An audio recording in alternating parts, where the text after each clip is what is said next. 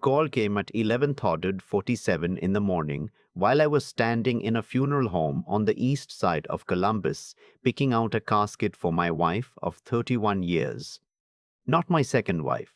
My first.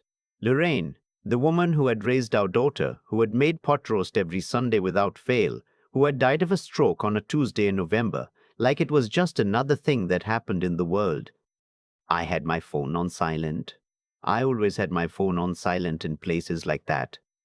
There's something about a ringtone in a room full of caskets that feels obscene. So I didn't hear it ring. I felt the buzz against my hip 3 times, then a pause, then 3 more times. I looked down. It was my son-in-law. I didn't think much of it. I figured he was checking in. He'd been doing that since Lorraine passed, calling every day or two, asking if I needed anything, if I'd eaten. He was that kind of man. Or I thought he was. I stepped outside to call him back. The November air was sharp. There was a half-dead oak tree in the parking lot that hadn't let go of its leaves yet. They were brown and curled and hanging on like they didn't know what else to do. He answered on the first ring. "Where are you right now?" he asked. Not hello, not how are you holding up, just that. I told him I was at the funeral home. There was a pause on his end, a long one, and I heard something in it that I didn't like. "I need you to go to your bank," he said, "today, before they close." I didn't understand what he was saying. I told him I was in the middle of making arrangements. I told him I didn't have time for errands.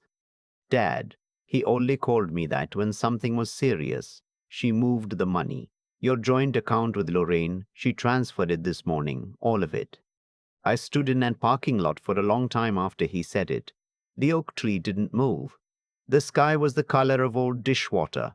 I kept waiting to understand what I'd just heard. She, my daughter. Lorraine and I had one child. We'd wanted more, but it didn't happen, and after a while we stopped wanting and started being grateful for what we had. Our daughter was born when I was 32. She was a serious child, not unhappy, just serious. She liked rules and order. She made lists. She color-coded her school notebooks. Lorraine used to say she came out of the womb already organized. I worked in logistics management for a regional trucking company for 34 years. Nothing glamorous, but it paid steadily, and I was careful with money in the way my own father had taught me to be. By the time I was in my late 50s, Lorraine and I had the house paid off, 2 decent IRAs, a joint savings account with about $62,000 in it, and no debt worth mentioning. We weren't rich. We were just people who hadn't been stupid about things.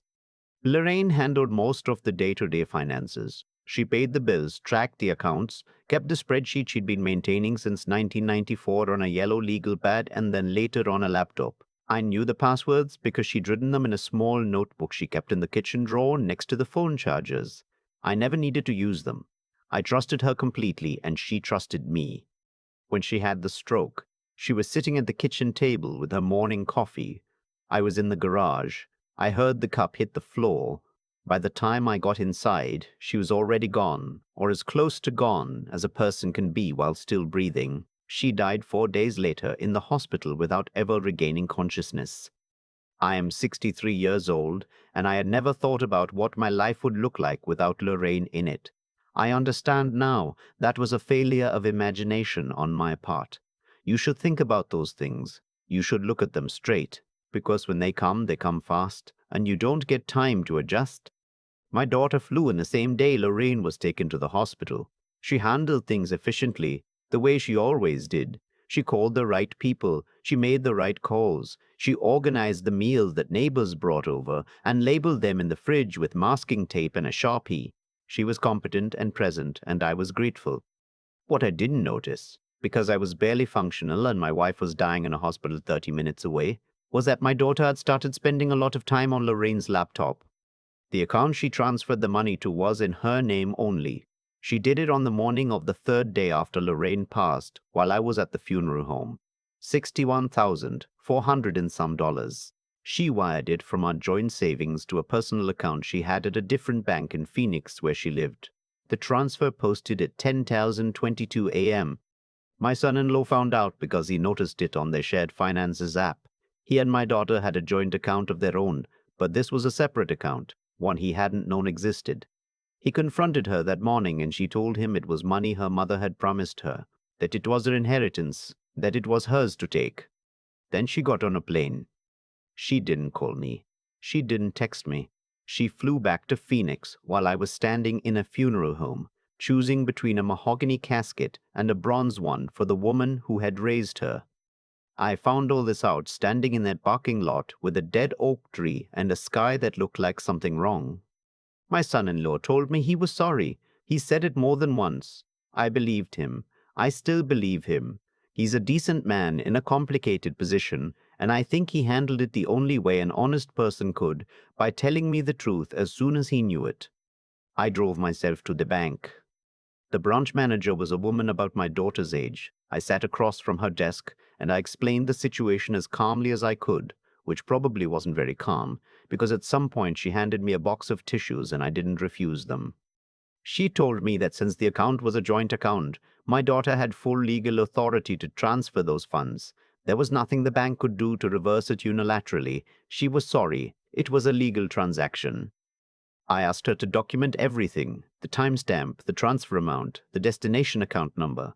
She printed it out and gave me a copy. I don't know why I thought to ask for that. Some old habit of wanting things in writing. My father used to say, if it matters, get it on paper.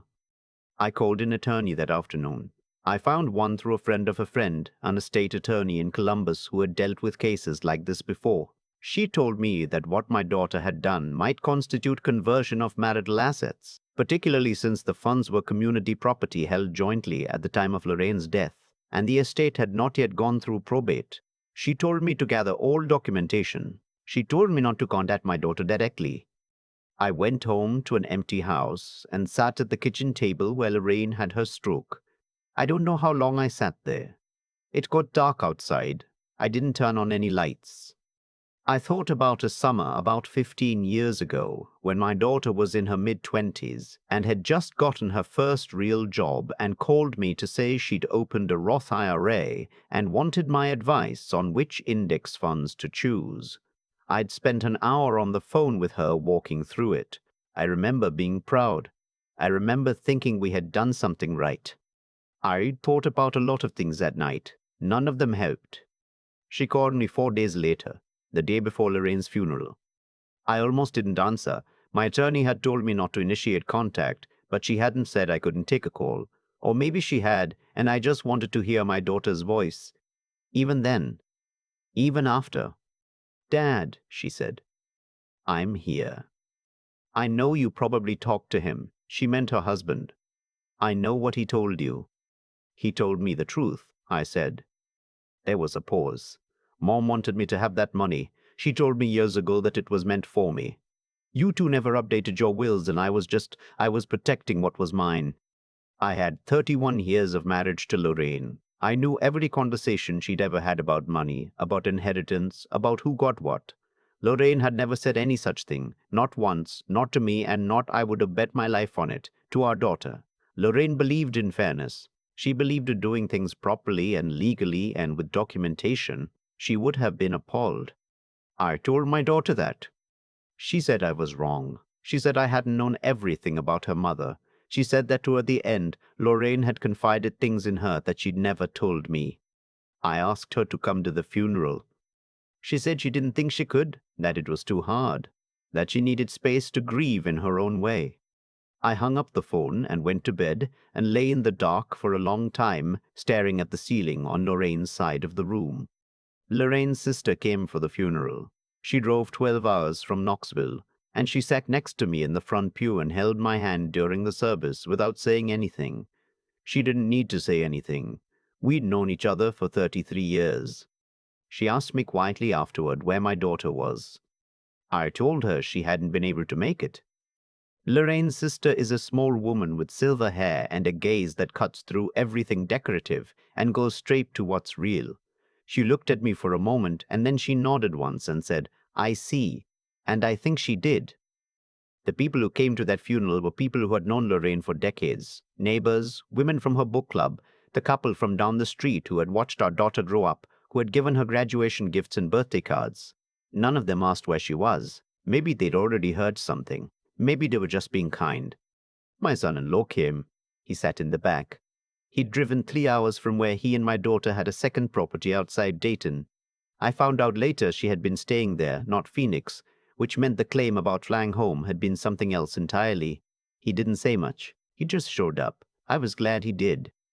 My attorney filed a claim against my daughter's estate 7 weeks after Lorraine's funeral. The legal argument was straightforward, she told me. The funds had been withdrawn before probate was opened, before any legal distribution of Lorraine's estate had taken place, from an account that was technically still a marital asset at the moment of transfer. My daughter had no documentation of any promise from Lorraine. There was no amended will, no letter, no witness, just a claim she'd made out loud to her husband and then to me. I want to be honest about something. Filing that claim was one of the hardest things I've done in my life. Not because I wasn't certain I was right, I was, but because she is my daughter, and for 62 of my 63 years, that word daughter had meant something uncomplicated and good.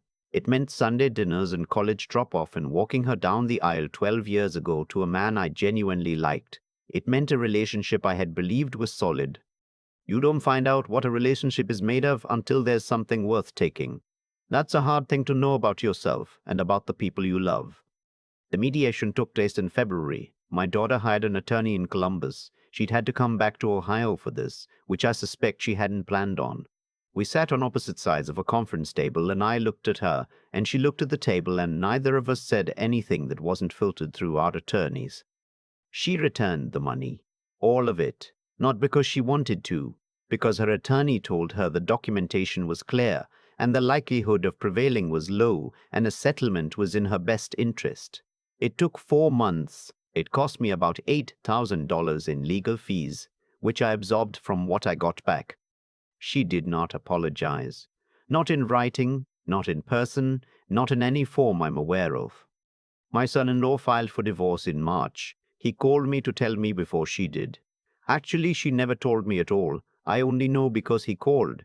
We've stayed in touch. He comes by when he's in Columbus sometimes. We watch football. He's a decent man, and I think he's going to be okay.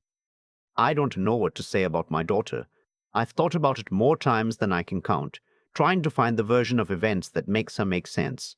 The version where grief turned something, or fear turned something, or some old wound I didn't know about had been there all along. I've looked for that story because it would be easier. It would give me something to do with the anger other than just carry it. But the honest answer is, I don't know. I don't know what she told herself. I don't know if she believes what she said about her mother, or if she knew it was false and said it anyway. I don't know if there's a version of her that's coming back from this. What I know is that Lorraine would have been heartbroken, not about the money. Lorraine could have rebuilt from the money. She was practical that way. She would have been heartbroken about what it revealed, but the gap between the daughter she'd raised and the woman who got on a plane the morning after transferring her dead mother's savings. I finished the funeral arrangements that same week I'd started them back in November. I chose the mahogany casket. Lorraine had always said mahogany was warmer than oak, and that warmth mattered. The house is quiet now. I've learned to cook a few things: eggs, soup from a can, a pasta dish that a neighbor wrote out on an index card for me. I go to the hardware store more than I used to because it gives me something to do with my hands, and the people there don't ask too many questions. Lorraine's sister calls every Sunday. Sometimes we talk for an hour.